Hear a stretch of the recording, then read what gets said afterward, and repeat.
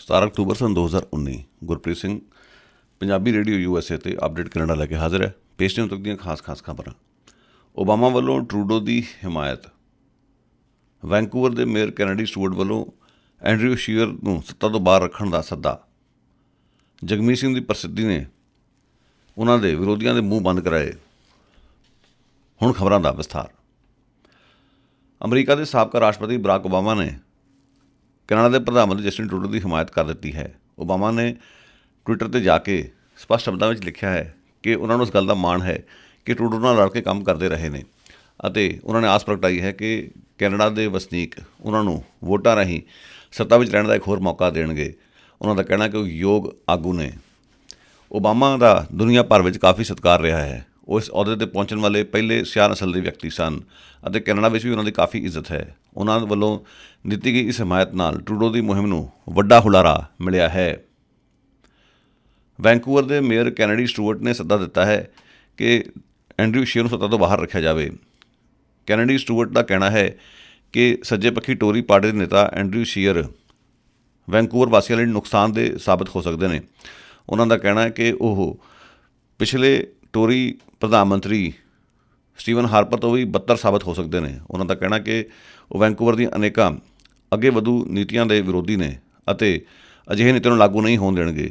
ਲਿਹਾਜ਼ਾ ਉਹਨਾਂ ਨੂੰ ਸੱਤਾ ਤੋਂ ਬਾਹਰ ਰੱਖਿਆ ਜਾਣਾ ਚਾਹੀਦਾ ਹੈ। ਉਹਨਾਂ ਦਾ ਕਹਿਣਾ ਕਿ ਮੈਂ ਕਿਸੇ ਹੋਰ ਵਿਅਕਤੀ ਨੂੰ ਪ੍ਰਧਾਨ ਮੰਤਰੀ ਦੇ ਅਹੁਦੇ ਲਈ ਐਂਡੋਰਸ ਨਹੀਂ ਕਰ ਰਿਹਾ, ਪਰ ਮੈਂ ਮਹਿਸੂਸ ਕਰਦਾ ਹਾਂ ਕਿ ਐਂਡਰਿਊ ਸ਼ੀਅਰ ਨੂੰ ਵੋਟ ਨਾ ਪਾਈ ਜਾਵੇ। ਜ਼ਿਕਰਯੋਗ ਹੈ ਕਿ ਕੈਨੇਡੀ ਸਟੂਅਰਟ ਕਿਸੇ ਵੇਲੇ NDP ਦੇ ਮੈਂਬਰ ਪਾਰਲੀਮੈਂਟ ਹੁੰਦੇ ਸਨ। ਉਹ NDP ਦੇ ਕੌਮੀ ਨੇਤਾ ਜਗਮੀਤ ਸਿੰਘ ਦੇ ਬਰਨਬੀ ਸਾਊਥ ਹਲਕੇ ਤੋਂ ਹੀ ਮੈਂਬਰ ਪਾਰਲੀਮੈਂਟ ਸਨ। ਉਹਨਾਂ ਨੇ ਇਹ ਅਹੁਦਾ ਛੱਡ ਦਿੱਤਾ ਸੀ, ਜਿਸ ਤੋਂ ਪਿੱਛੋਂ ਉਹਨਾਂ ਨੇ ਮਿਊਨਿਸਪਲ ਚੋਣਾਂ ਲੜੀਆਂ ਸਨ ਅਤੇ ਇਸੇ ਕਾਰਨ ਜਗਮੀਤ ਸਿੰਘ ਨੇ ਉਹਨਾਂ ਦੇ ਹਲਕੇ ਤੋਂ ਜ਼ਿਮਨੀ ਚੋਣ ਜਿੱਤੀ ਸੀ।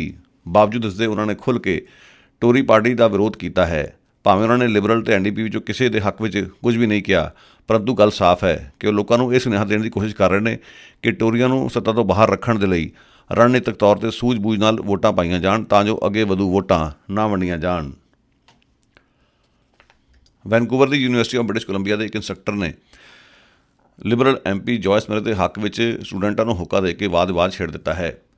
ਉਕਤ ਵਿਅਕਤੀ ਨੇ ਯੂਨੀਵਰਸਿਟੀ ਆਫ ਬ੍ਰਿਟਿਸ਼ ਕੋਲੰਬੀਆ ਦੇ ਆਪਣੇ ਮੈਸੇਜਿੰਗ ਸਿਸਟਮ ਰਾਹੀਂ ਸਟੂਡੈਂਟਾਂ ਨੂੰ ਇਹ ਸੁਨੇਹਾ ਦਿੱਤਾ ਸੀ ਕਿ ਵੋਟਾਂ ਪਾਉਣ ਅਤੇ ਹਰ ਹਾਲਤ 'ਚ ਲਿਬਰਲ ਮੈਂਬਰ ਪਾਰਲੀਮੈਂਟ ਜੋਇਸ ਮੇਅਰ ਦੀ ਹਮਾਇਤ ਕਰਨ।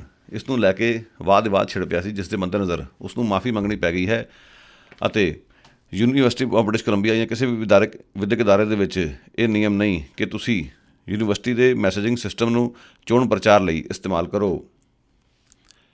NDP ਦੇ ਕੌਮੀ ਨੇਤਾ ਜਗਮੀਤ ਸਿੰਘ ਦੀ ਵੱਧ ਰਹੀ ਪ੍ਰਸਿੱਧੀ ਨੇ ਉਹਨਾਂ ਦੇ ਵਿਰੋਧੀਆਂ ਦੇ ਮੂੰਹ ਬੰਦ ਕਰਾ ਦਿੱਤੇ ਨੇ। ਐਂਗਸ ਰੀਡ ਏਜੰਸੀ ਦੀ ਐਗਜ਼ੈਕਟਿਵ ਡਾਇਰੈਕਟਰ ਸਾਚੀ ਕਰਲ ਨੇ ਇਸ ਗੱਲ ਨੂੰ ਸਵੀਕਾਰ ਕੀਤਾ ਹੈ। ਇਹ ਇੱਕ ਸਰਵੇਖਣ ਏਜੰਸੀ ਹੈ। ਉਸ ਦਾ ਕਹਿਣਾ ਕਿ ਜਿਸ ਤਰੀਕੇ ਨਾਲ ਜਗਮੀਤ ਸਿੰਘ ਦੀ ਪ੍ਰਸਿੱਧੀ ਦਿਨੋਂ ਦਿਨ ਵੱਧਦੀ ਜਾ ਰਹੀ ਹੈ, ਇਸ ਨਾਲ ਉਹਨਾਂ ਦੇ ਵਿਰੋਧੀਆਂ ਦੇ ਮੂੰਹ ਪੂਰੀ ਤਰ੍ਹਾਂ ਬੰਦ ਹੋ ਚੁੱਕੇ ਨੇ। ਖਾਸ ਤੌਰ 'ਤੇ NDP ਦੇ ਵਿੱਚ ਹੀ ਉਹਨਾਂ ਦਾ ਲਗਾਤਾਰ ਵਿਰੋਧ ਕਰਨ ਵਾਲੇ ਹੁਣ ਖਾਮੋਸ਼ ਬੈਠੇ ਨੇ ਅਤੇ ਉਹਨਾਂ ਕੋਲ ਕਹਿਣ ਨੂੰ ਕੁਝ ਨਹੀਂ ਰਿਹਾ।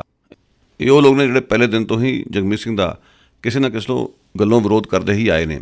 ਜਿਸ ਸਮੇਂ ਜਗਮੀਤ ਸਿੰਘ NDP ਦੀ ਲੀਡਰਸ਼ਿਪ ਦੌੜ ਵਿੱਚ ਨਿਤਰੇ ਸਨ, ਉਸ ਸਮੇਂ ਵੀ ਉਹ ਉਹਨਾਂ ਦਾ ਲਗਾਤਾਰ ਵਿਰੋਧ ਕਰ ਰਹੇ ਸਨ। ਉਹਨਾਂ ਨੂੰ ਉਹਨਾਂ ਦੇ ਪਹਿਰਾਵੇ ਤੇ ਦਿੱਖ ਤੋਂ ਇਤਰਾਜ਼ ਰਹੇ ਨੇ। ਜਗਮੀਤ ਸਿੰਘ ਦਸਤਾਰਧਾਰੀ ਸਿੱਖ ਨੇਤਾ ਨੇ। ਉਹਨਾਂ ਦਾ ਇਹ ਮੰਨਣਾ ਸੀ ਕਿ ਉਹ ਲੀਡਰ ਨਹੀਂ ਬਣ ਸਕਣਗੇ ਅਤੇ ਉਹ ਲੀਡਰ ਵੀ ਬਣ ਗਏ। ਬਾਅਦ ਵਿੱਚ ਉਹਨਾਂ ਨੇ ਇਹ ਵੀ ਪ੍ਰਚਾਰ ਕੀਤਾ ਕਿ ਬਰਨਬੀ ਸਾਊਥ ਵਿੱਚ ਨਹੀਂ ਜਿੱਤ ਸਕਣਗੇ। ਉਹਨਾਂ ਨੇ ਜ਼ਿਮਨੀ ਚੋਣ ਵੀ ਜਿੱਤ ਲਈ ਅਤੇ ਬਾਰ-ਬਾਰ ਆਪਣਾ ਲੋਹਾ ਮਨਵਾਇਆ ਅਤੇ ਇਸ ਸਮੇਂ ਡਿਬੇਟਾਂ ਤੋਂ ਬਾਅਦ ਉਹਨਾਂ ਦੀ ਪ੍ਰਸਿੱਧੀ ਦਾ ਗ੍ਰਾਫ ਲਗਾਤਾਰ ਉੱਪਰ ਨੂੰ ਚੜ੍ਹ ਰਿਹਾ ਹੈ, ਜਿਸ ਕਾਰਨ ਇਹਨਾਂ ਲੋਕਾਂ ਦੇ ਖੇਮਿਆਂ ਵਿੱਚ ਪੂਰੀ ਤਰ੍ਹਾਂ ਸਨਾਟਾ ਛਾ ਗਿਆ ਹੈ। ਉੱਤਰੀ ਵੈਨਕੂਵਰ ਇਲਾਕੇ ਵਿੱਚ ਸੱਜੇ ਪੱਖੀ ਪੀਪਲਜ਼ ਪਾਰਟੀ ਆਫ ਕੈਨੇਡਾ ਨੇ ਇੱਕ ਗੁੰਮਰਾਹਕੁਨ ਇਸ਼ਤਿਹਾਰ ਵੰਡਿਆ ਹੈ। ਇਹ ਇਸ਼ਤਿਹਾਰ ਲੋਕਾਂ ਨੂੰ ਪੂਰੀ ਤਰ੍ਹਾਂ ਗੁੰਮਰਾਹ ਕਰਦਾ ਹੈ। ਵੇਖਣ ਨੂੰ ਇੰਝ ਜਾਪਦਾ ਹੈ ਕਿ ਇਸ਼ਤਿਹਾਰ ਇਲੈਕਸ਼ਨ ਕੈਨੇਡਾ ਮਹਿਕਮੇ ਵੱਲੋਂ ਕੱਢਿਆ ਗਿਆ ਹੈ, ਜਿਹੜਾ ਲੋਕਾਂ ਨੂੰ ਵੋਟਾਂ ਪਾਉਣ ਲਈ ਹੋਕਾ ਦਿੰਦਾ ਹੈ। ਪਰੰਤੂ ਧਿਆਨ ਨਾਲ ਵੇਖਿਆ ਜਾਵੇ ਤਾਂ ਇਸ਼ਤਿਹਾਰ PPC ਵੱਲੋਂ ਮਿੱਥ ਕੇ ਕੱਢਿਆ ਗਿਆ ਹੈ, ਜਿਸ ਵਿੱਚੋਂ ਜਗਮੀਤ ਸਿੰਘ ਤੇ NDP ਦਾ ਜ਼ਿਕਰ ਕੱਢ ਦਿੱਤਾ ਗਿਆ ਹੈ ਅਤੇ ਸਿਰਫ ਬਾਕੀ ਪਾਰਟੀਆਂ ਬਾਰੇ ਗੱਲਬਾਤ ਕੀਤੀ ਗਈ ਹੈ। ਇਹ ਮਾਮਲਾ ਪ੍ਰਕਾਸ਼ ਵਿੱਚ ਆਉਣ ਤੋਂ ਪਿੱਛੋਂ PPC ਦੀ ਮੁੜ ਤੋਂ ਆਲੋਚਨਾ ਸ਼ੁਰੂ ਹੋ ਚੁੱਕੀ ਹੈ। PPC ਨਸਲਵਾਦੀ ਵਿਚਾਰਾਂ ਨੂੰ ਪ੍ਰਣਾਈ ਹੋਈ ਪਾਰਟੀ ਹੈ, ਜਿਸ ਦੇ ਗੋਰੇ ਨਸਲਵਾਦੀ ਸੰਗਠਨਾਂ ਨਾਲ ਵੀ ਸੰਬੰਧ ਦੱਸੇ ਜਾਂਦੇ ਨੇ। ਗ੍ਰੈਟਾ ਥਨਬਰਗ ਐਲਬਰਟਾ ਪਹੁੰਚ ਗਈ ਹੈ। ਉਸਨੇ ਬੁੱਧਵਾਰ ਨੂੰ ਕੈਲਗਰੀ ਦੇ ਡਾਊਨਟਾਊਨ ਦੇ ਵਿੱਚ ਇਕੱਠ ਨੂੰ ਸੰਬੋਧਨ ਕੀਤਾ। ਚੇਤੇ ਰਹੇ, ਐਲਬਰਟਾ ਦੀ ਸਰਕਾਰ ਉਸ ਦੇ ਆਉਣ 'ਤੇ ਬੜੀ ਖੁਸ਼ ਨਹੀਂ।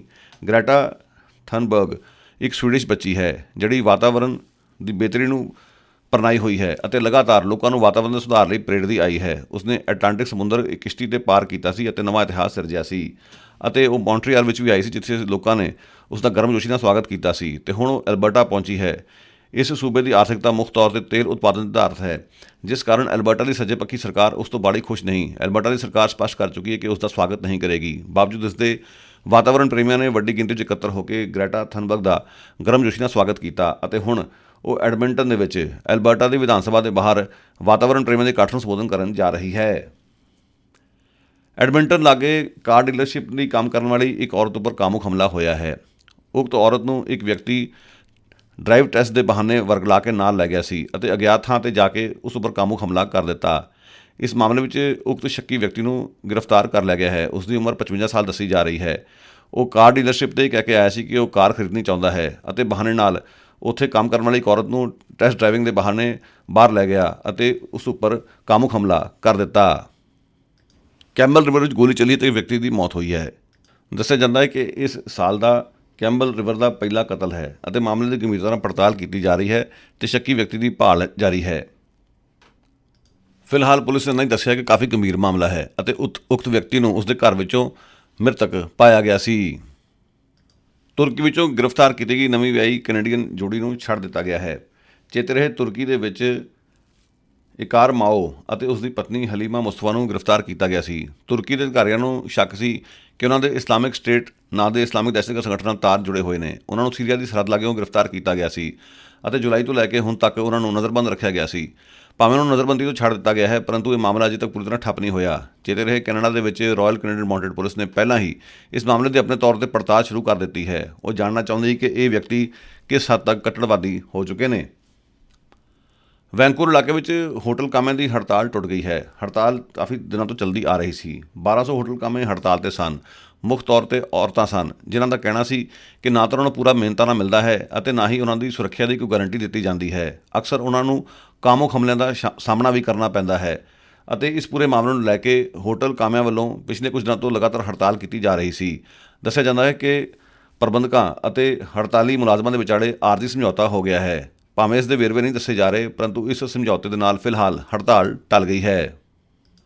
ਕੁਬੈਕ ਦੀ ਪੁਲਿਸ ਨੇ ਮਾਫੀਆ ਕਤਲਾਂ ਦੇ ਸੰਬੰਧ ਵਿੱਚ 4 ਵਿਅਕਤੀਆਂ ਨੂੰ ਗ੍ਰਿਫਤਾਰ ਕੀਤਾ ਹੈ। ਪਿਛਲੇ ਕੁਝ ਦਿਨਾਂ ਤੋਂ ਕੁਬੈਕ ਦੇ ਵਿੱਚ ਮਾਫੀਆ ਨਾਲ ਜੁੜੇ ਅਨੇਕਾਂ ਕਤਲਾਂ ਦੇ ਮਾਮਲੇ ਪ੍ਰਕਾਸ਼ ਵਿੱਚ ਆਏ ਸਨ ਅਤੇ ਪੁਲਿਸ ਦੇ ਦੋਸ਼ ਲੱਗ ਰਹੇ ਸਨ ਕਿ ਉਸ ਵੱਲੋਂ ਢਿੱਲ ਵਰਤੀ ਜਾ ਰਹੀ ਹੈ, ਜਿਸ ਦੇ ਮੱਦੇਨਜ਼ਰ ਪੁਲਿਸ ਨੇ ਵੱਖ-ਵੱਖ ਥਾਵਾਂ 'ਤੇ ਛਾਪੇ ਮਾਰ ਕੇ 4 ਸ਼ੱਕੀ ਵਿਅਕਤੀਆਂ ਨੂੰ ਗ੍ਰਿਫਤਾਰ ਕੀਤਾ ਹੈ, ਜਿਨ੍ਹਾਂ ਵਿੱਚੋਂ 3 ਮਰਦ ਅਤੇ 1 ਔਰਤ ਨੇ।